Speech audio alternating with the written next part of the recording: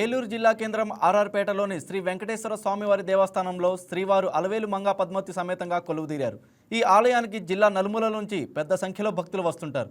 గత 22 ఏళ్లుగా ఈ ఆలయంలో ప్రతి శనివారం అన్నదాన కార్యక్రమం జరుగుతుంది. భక్తుల స్వామివారిని బంగారు పుష్పాలతో అర్పించేందుకు విరాళాలు అందించారు. అయితే ఏళ్లు గడుస్తున్నా ఇంకా స్వర్ణ కమలాలను సిద్ధం చేయకపోవడంపై అసంతృప్తితో ఉన్నారు. దీనిపై ఆలయ ఎగ్జిక్యూటివ్ ఆఫీసర్ నల్లూరి సతీష్ కుమార్ ఏమంటున్నారో వారి మాటల్లోనే విందాం. ఇష్టమైన ప్రీతిపాత్రమైనటువంటి ప్రసాదం వితరణలో ఏ రకంగా చేస్తూ ఉన్నారు? యాక్చువల్లీ మనం స్వామివారికి 2 రకాలైన ప్రసాదాలు ఉంటాయి. ఒకటి ఉచిత ప్రసాదం, రెండోది మనము పులిహార మరియు లడ్డు ప్రసాదాన్ని కూడా మనము అవైలబుల్గా ఇచ్చాము. ఫుల్ టైం అందుబాటులో ఉంటున్నాయి. క్వాలిటీ విషయంలో అసలు కాంప్రమైజ్ అయ్యే ప్రసక్తి లేదు. రెండోది ఏంటంటే ఉచిత ప్రసాదం కూడా చాలా క్వాలిటీగా మనం ఇస్తున్నాము. అది భక్తుల నుంచి పూర్తి సంతృప్తికరంగా ఉండబట్టి ఎట్లాంటి కంప్లైంట్స్ కూడా లేవు ప్రస్తుతం అందుమూలంగా. సార్, అది ముఖ్యమైన విషయం సార్. ఇప్పుడు స్వామివారి మీద ఉన్నటువంటి మక్కువతోటి, స్వామివారి మీద ఉన్నటువంటి భక్తితోటి అనేక మంది భక్తులు, మరి వెంకటేశ్వర స్వామి భక్తులు బంగారు పుష్పాలు చేయాలనేటువంటి ఆలోచనతోటి సంకల్పం పెట్టి అనేక మంది కానుకలు ఇచ్చినటువంటి పరిస్థితి గతంలో జరిగింది. మరి ఆ యొక్క కార్యక్రమం ఎంతో బృహత్తరమైనటువంటి కార్యక్రమం. 108 బంగారు పుష్పాలు ఈ రోజు వరకు స్వామివారి దగ్గర పెట్టలేదు. దానికి గల కారణాలు ఏంటి? ఇచ్చిన భక్తులైతే కనుక ఆవేదన వ్యక్తం చేస్తున్నారు, ఇవ్వని భక్తులైతే ఎదురు చూస్తూ ఉన్నారు.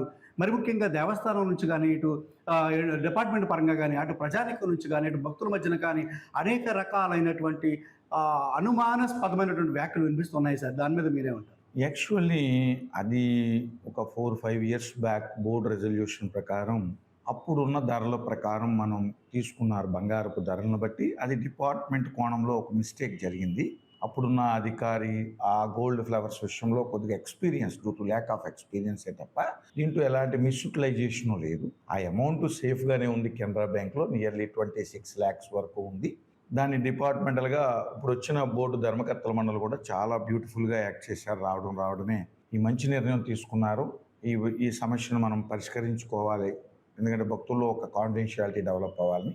దురదృష్టవశాత్తు అది 4-5 ఇయర్స్లో మన గోల్డ్ రేట్స్ అప్పుడు ఏదో 5,000 ఉంటే ఈరోజు 12,500కి పెరిగింది. అంతే తప్ప దాంట్లో ఎలాంటి మిస్లీడింగ్ కూడా లేదు. ఇప్పుడు వచ్చిన బోర్డు చైర్మన్ గారు కానీ రమాదేవి గారు, అదేవిధంగా బోర్డు మెంబర్స్ కూడా చాలా నమ్మకంగా ఈ సమస్యని విత్ ఎమ్మెల్యే గారి కోఆర్డినేషన్లో, అదేవిధంగా డిపార్ట్మెంట్ యొక్క పర్యవేక్షణలో ఈ సమస్యను పరిష్కరించడానికి చక్కటి నిర్ణయం తీసుకున్నారు. ఆ 26 లక్షలతో డిపార్ట్మెంటు వీలైనా వచ్చే బంగారం కొని రిమైనింగ్ మనకు ఉండియల్ ద్వారా రిమైనింగ్ పాత గోల్డ్ ఫ్లవర్స్ని కరిగించగా వచ్చిన బంగారం కూడా దగ్గర ఉంది, ఒక 100 గ్రాముల వరకు.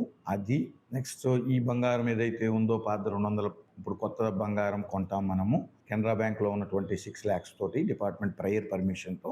ఈ విధంగా మనకి 300 grams అబౌవ్ గ్రామ్స్ మన దగ్గర ఇప్పుడు మనం అరేంజ్ చేసుకుని రిమైనింగ్ ఉన్న 180 grams 495 grams వరకు కావాలి మనకి.